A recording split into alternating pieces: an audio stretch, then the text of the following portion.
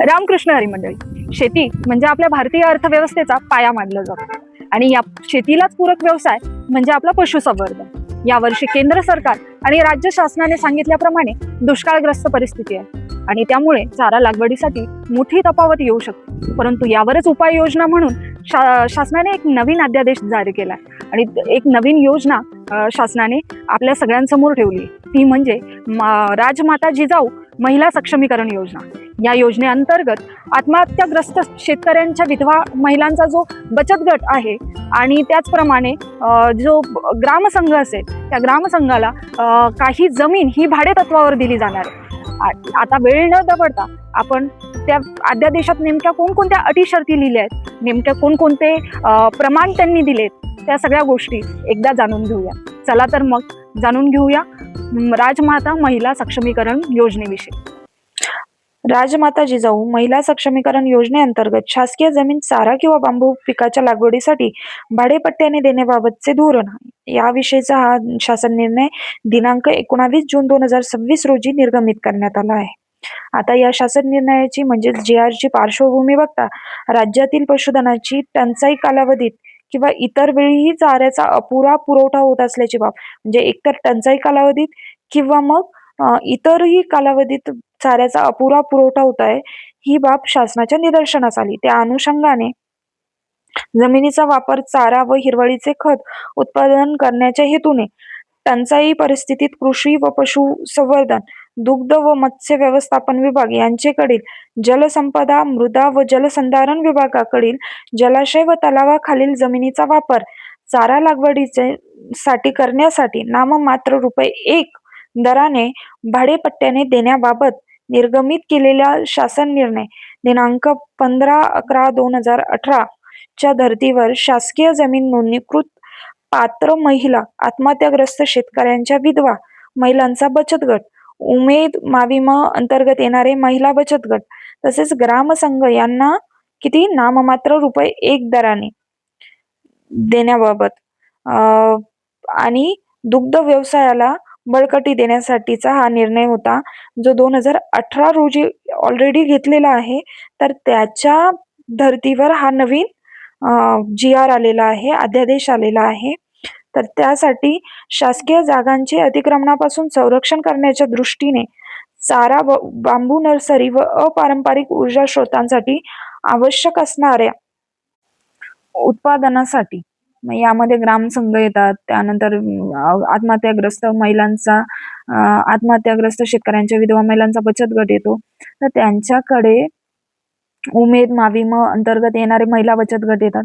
तर त्यांना रोजगाराची संधी उपलब्ध करून देण्यासाठी, कच्च्या मालाचं उत्पादन घेण्यासाठी जागा उपलब्ध करून देण्याच्या उद्देशाने ही राजमाता जिजाऊ महिला सक्षमीकरण योजनेअंतर्गत शासकीय जमीन 3 वर्षासाठी व बांबू पिकासाठी 10 वर्षासाठी भाडेपट्ट्याने वापर करण्याबाबतचा धोरणात्मक निर्णय घेण्याची बाब शासनाच्या विचाराधीन होती. त्या अनुषंगाने आता हा जो JR आहे, अध्यादेश आहे, तो निर्गमित करण्यात आला आहे. वर्षासाठी ₹1 नाममात्र दराने राजमाता जिजाऊ महिला सक्षमीकरण योजनेअंतर्गत भाडेपट्ट्याने देण्याच्या अनुषंगाने खालीलप्रमाणे कार्यपद्धती निश्चित करण्यात येत आहे. एक म्हणजे चारा, बांबू व अपारंपरिक ऊर्जा स्रोतांसाठी आवश्यक असणाऱ्या कच्च्या मालाच्या लागवडीसाठी तसेच नर्सरी रोपे वाढवण्याची जागा खालील वर्गवारीत शासकीय पडीक जमिनी भाडेपट्ट्यावर देता येतील अशा जमिनींची निश्चिती जिल्हाधिकारी यांनी संबंधित तालुक्याच्या तहसीलदारामार्फत करावी. आता यामध्ये कोणकोणत्या जमिनी येतील, तर कब्जेदार सदरी महाराष्ट्र शासन अशी नोंद असलेल्या जमिनी, त्यानंतर गाव नमुना 7/12 वर कब्जेदार सदरी ज्या कृषी विभागात ऍग्रिकल्चर झोनमध्ये शासकीय मुलुकपीड जमिनी असतील अशा जमिनी, त्यानंतर गाव नमुना 7/12 कब्जेदार सदरी सरकारी आकारपीड किंवा आकारी पड अशी नोंद असलेल्या जमिनी, एखाद्या प्रकल्पांकरिता संपादित झालेली तत्वा अद्याप पडीक आहे अशा जमिनीचा प्रकल्पाधिकारी यांचे ना हरकत प्रमाणपत्र घेऊन अशी जमीन तुम्हाला वापरता येईल. ग्रामसभेची परवानगी घेऊन गायरान जमिनी, चारा व बांबू पिकाच्या किंवा इतर पिकांच्या लागवडीसाठी म्हणजेच अपारंपरिक ऊर्जा स्रोतांच्या आवश्यक असणाऱ्या कच्च्या मालाच्या लागवडीसाठी नर्सरी रोपांसाठी वापरता येईल. गाळपेर जमिनी, उपसंचालक पुनर्वसन यांच्याखाली असलेल्या जमिनी म्हणजे विविध प्रकल्पग्रस्तांसाठी संपादित केलेल्या जमिनी यासाठी वापरता येणार नाही. त्यानंतर MMRDA, PMRDA, NMRDA, सिडको व इतर कोणत्याही विशेष नियोजन प्राधिकरणाच्या हद्दीतील कृषी विभागात समाविष्ट असलेल्या शासकीय जमिनी वापरता येतील. सर्व शासकीय विभाग ही योजना त्यांच्याकडील पडीक असलेल्या जमिनीवर किंवा पर्यावरणपूरक योजना म्हणून अंमलबजावणी करू शकतील. आता तालुका स्तरावर शासकीय जमिनीची अद्ययावत माहिती तयार करणे. त्या अनुषंगाने सर्व तालुक्यातील गावनिहाय शासकीय जमिनींची उपलब्धता, त्यावरील अतिक्रमणे, त्यांचे व्यवस्थापन इत्यादी माहिती तहसीलदार हे त्या गावातील महसूल अधिकारी यांच्याकडून सद्यस्थितीची माहिती उपलब्ध करून घेऊन ती माहिती अद्ययावत करतील. शासकीय जमिनीचा आढावा घेऊन त्यांच्या अद्ययावत नोंदी तात्काळ गाव नमुना क्रमांक 1 क मध्ये घ्याव्यात. ही माहिती संकलित करताना कब्जे हक्काने व वाडेपट्ट्याने दिलेल्या जमिनींचीही स्वतंत्र नोंद ठेवावी. सदरचा अद्ययावत गाव नमुना क्रमांक 1 क हा जिल्ह्याच्या संकेतस्थळावर प्रसिद्ध करावा. शासकीय जमिनीवर झालेली खाजगी अतिक्रमणे तात्काळ निष्कासित करणे. मग यासाठी ते हायकोर्ट म्हणजेच उच्च न्यायालय, सर्वोच्च न्यायालय, संबंधित कार्यालय, परिपत्रक याचा ते आधार घेऊ शकतात. तालुक्यातील चारा पिकासाठी योग्य असलेल्या जमिनींची यादी तयार करणे. आता तालुक्यातील ग्रामस्तरावर कृषी अधिकारी व संबंधित अधिकारी ही यादी तयार करतील. मुख्य कार्यकारी अधिकारी यांनी सदर कामी निश्चित केलेल्या निकषांवर पात्र ठरणाऱ्या त्या जिल्ह्यातील आत्महत्याग्रस्त शेतकऱ्यांच्या महिलांचा बचत गट, उमेद माविम अंतर्गत येणारे बचत गट तसेच ग्रामसंघ यांची अद्ययावत यादी तयार करून ठेवावी. कामकाज समितीची स्थापना व समितीची कार्यकक्षा. आता यासाठी कामकाज समिती ती कशी असेल किंवा त्याची कार्यकक्षा काय असेल तर ते बघूया. तर जिल्हानिहाय यादी निश्चित केल्यानंतर तालुका स्तरावर एक तालुकास्तरीय समिती गठीत केली जाईल. आता त्यामध्ये कोणकोणते व्यक्ती असतील तर अध्यक्ष ही महिला असेल, सहअध्यक्ष ही महिला असेल, त्यानंतर तहसीलदार, ग्रामसंघ म्हणजेच VO, प्रभाग संघ, CLF, CRP, गट विकास अधिकारी, वन परिक्षेत्र अधिकारी, त्यानंतर तालुका कृषी अधिकारी, पशुधन विकास अधिकारी, विस्तार अधिकारी हे सर्व यामध्ये सदस्य असतील. समितीची कार्यकक्षा काय असेल तर ह्या लोकांनी जे पण महिला बचत गट असतील त्यांची इच्छुक पात्र महिला बचत गट, ग्रामसंघ यांचे अर्ज प्राप्त करून घ्यावेत. त्या अर्जांची तीव्र मध्यम स्वरूपाच्या टंचाईची गावे निश्चित करून सदर गावामध्ये भाड्यापट्ट्याने द्यावयाचे जमिनीचे क्षेत्र निश्चित करावे. अर्जांची छाननी करावी. विविध मुदतीत प्राप्त झालेल्या अर्जांची छाननी करावी. ज्या शासकीय जमिनी मधील क्षेत्र भाडेपट्ट्याने द्यावयाचे आहे त्याचं एकदा व्यवस्थित मूल्यांकन करावे आणि त्या संदर्भात त्रिपक्षीय नोंदणीकृत करारनामा म्हणजे ट्राय पार्टी नोंदणीकृत करारनामा तुम्ही करावा. ट्राय पार्टी अग्रीमेंट करावे. गावनिहाय पात्र अर्जदारांशी भाडेपट्टा करार झाल्यानंतर जमिनीचा ताबा देण्यात यावा व त्याप्रमाणे महसुली अभिलेखात नोंद घेण्यात यावी. आता त्यासाठी एक जिल्हास्तरीय समिती सुद्धा गठीत करण्यात आली आहे. यामध्ये कोण येईल तर मुख्य कार्यकारी अधिकारी, जिल्हा परिषद, झेडपीचे जे CO असतील ते, जिल्हा अधीक्षक, जिल्हा कृषी अधिकारी, जिल्हा निवासी उपजिल्हाधिकारी, जिल्हा व्यवस्थापक, महिला आर्थिक विकास इत्यादी लोक सदस्य म्हणून यामध्ये असतील. या जिल्हास्तरीय समितीची कार्यकक्षा काय असेल तर मुख्य कार्यकारी अधिकारी यांनी तालुकास्तरीय, जिल्हानिहाय, तालुकानिहाय, गावनिहाय ज्या याद्या येतात त्या निश्चित केल्यानंतर सदर यादी प्रमाणित करून तालुका स्तरावर पाठवणे, तालुकास्तरीय समितीला मार्गदर्शन करणे. शासकीय पडीक जमीन भाडेपट्ट्याने देण्यासाठी खालील अटी व शर्ती लागू राहतील. शासकीय पडीक जमीन केवळ या अध्यादेशाद्वारे जे उद्देश ठरलेला आहे त्यासाठीच वापरल्या जातील. म्हणजे बांबू लागवडीसाठी, त्यानंतर चारा लागवडीसाठी आणि नर्सरी रोपांसाठी.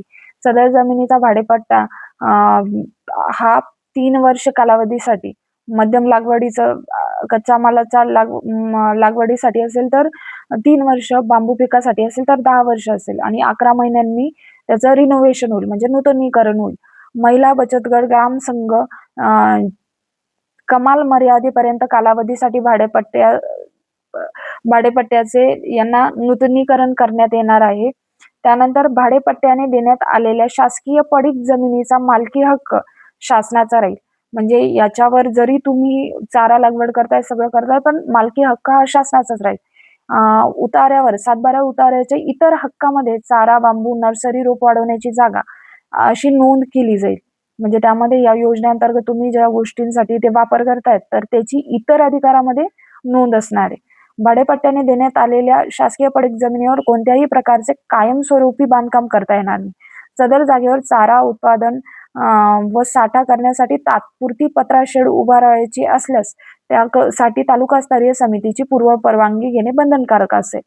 तसेच सदरचे कच्चे बांधकाम भाडे करारनाम्याच्या समाप्तीनंतर अर्जदाराला खर्चाने काढून टाकावं लागेल. म्हणजे तिथे जर तुम्ही काही शेड पत्र्याचं करताय किंवा तुम्ही नर्सरीसाठी काही शेड बनवताय, तर त्यासाठी तुम्हाला तालुकास्तरीय समितीची पूर्व परवानगी लागेल आणि एकदा तुमचा भाडे करारनामा झाला की ते काढून टाकावं लागेल. सदर जमिनीवर पाण्याचे नियोजन अर्जदाराला स्वतः करावे लागेल किंवा शासनाच्या निधीतून उपलब्ध करून देता येईल. सदर योजनेसाठी लागणारा खर्च संबंधित संस्थेने त्याच्या स्वखर्चाच्या निधीतून करावयाचा आहे. या कामासाठी शासनाकडून कोणतेही अनुदान देय असणार नाही. त्यासाठी जमीन समतल करायची असल्यास अथवा जमिनीत कोणत्याही प्रकारची सुधारणा करायची असल्यास त्यासाठी समितीची पूर्व परवानगी घेणे बंधनकारक असून सदर जमिनीतून निघणाऱ्या माती, मुरुम, दगड इत्यादी गौण खनिजांसाठी वाहतुकीसाठी व विक्री करण्यासाठी प्रचलित नियमान्वये रॉयल्टी बंधनकारक राहील. तथापि गौण खनिजाची विक्री करता येणार नाही.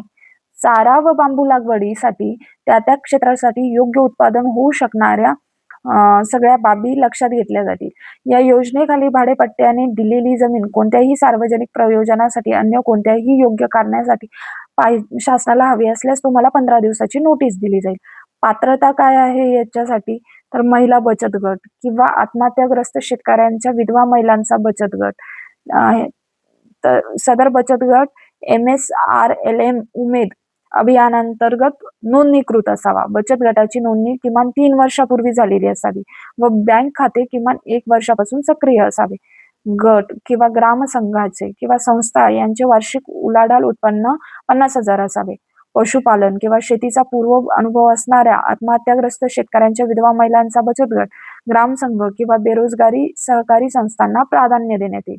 आता निवड प्रक्रिया कशी असेल यामध्ये, शासकीय पडीक जमीन किंवा इतर जो उद्देश याचा ठरवलाय त्यासाठी भाडेपट्ट्यासाठी देण्यासाठी निवडीची प्रक्रिया आता खालीलप्रमाणे निश्चित करण्यात येते. मग त्यामध्ये काय काय येईल, तर चारा, बांबू किंवा या अपारंपरिक ऊर्जा स्रोतांसाठी असणाऱ्या कच्च्या मालाच्या लागवडीसाठी, नर्सरी रोपे घेण्यासाठी जी भाडेतत्वावर जमीन देण्यात येणार आहे तिची वर्तमानपत्रात जाहीर प्रसिद्धी देऊन जे अर्ज असतील ते मागवण्यात येतील. सदरचे अर्ज तालुकास्तरीय समितीपुढे सादर करून त्यावर अंतिम निर्णय घेण्यात येईल. म्हणजे फायनल डिसिजन हा तालुकास्तरीय समितीपुढे सादर करून घेतला जाईल. सर्व अर्जांची छाननी करून निकषांनुसार पात्र अर्जदारांची यादी तयार करण्यात येईल आणि ज्या गावातील शासकीय जमीन भाडेतत्वावर द्यायची आहे त्या गावातील पात्र अर्जदाराला प्राधान्य देण्यात येईल. निवड केलेल्या महिला बेरोजगार संघ किंवा बचत गटांचा तसेच ग्रामसंघ यांच्या सोबत कार्यकारी यंत्रणा संबंधित तहसीलदार यांनी ट्राय पार्टी म्हणजे त्रिपक्षीय नोंदणीकृत भाडे करारनामा करावयाचा आहे. लीज अग्रीमेंट आपल्याला करायचे. ट्राय पार्टी भाडेपट्ट्याने द्यावयाचे जमिनीचे प्रमाण 10 महिला सदस्य असलेल्या महिला बचत गटांना 1 हेक्टर व 20 सदस्य असलेल्या संस्थांना 2 हेक्टर जमिनी या भाडेतत्वावर दिले जाणार आहे. ग्रामसंघासाठी 5 हेक्टर जमीन ही कमाल मर्यादा ठेवण्यात आली. शासकीय पड भाडेपट्ट्याने देण्यासाठीचे सर्वसाधारण वेळापत्रक निश्चित करण्यात आले असून ते परिशिष्ट अ मध्ये दर्शवण्यात आले आहे. सदर वेळापत्रकाचे पालन करणे. या अध्यादेशाबरोबर एक परिशिष्ट लावलेलं आहे. त्या परिशिष्टामध्ये दिलेल्या वेळापत्रकानुसार या गोष्टी करण्यात येतील. आता हा शासन निर्णय शासनाची जी गव्हर्नमेंट वेबसाईट आहे तिच्यावरती उपलब्ध आहे. त्या संकेतस्थळावर उपलब्ध आहे. इथे मी तिथला तो नंबरही दिलेला आहे. तर अशा प्रकारे हा शासनाकडून शासन निर्णय निर्गमित करण्यात आला आहे. यामध्ये चारा लागवडीसाठी आवश्यक ज्या उपाययोजना असतील, तर त्या उपाययोजना देण्यात आलेल्या आहे. आपण अतिशय सोप्या भाषेत याचं वाचन करून, इंटरप्रिटेशन करून, म्हणजेच त्यामध्ये नेमकं काय म्हटले आहे याच्यावर चर्चा करून सदर गोष्टींचा उहापोह केलेला आहे. म्हणजेच सर्व गोष्टी समजून घेतलेल्या आहेत. याच्या व्यतिरिक्त काही शंका असल्यास, काही समाधान असल्यास, तर तेही तुम्ही मला निश्चितच विचारू शकतात कधीही आणि संपर्क करू शकतात. कमेंट्समध्ये तुम्ही तुमचं मत नोंदवू शकतात. अशा प्रकारे आपण राजमाता जिजाऊ महिला सक्षमीकरण योजनेची माहिती आज जाणून घेतली आहे. अशाच नवनवीन माहितीसाठी आपल्या चॅनलला लाईक करा, शेअर करा, सबस्क्राईब करा आणि कमेंटमध्ये तुमच्या प्रतिक्रिया कळवा. धन्यवाद.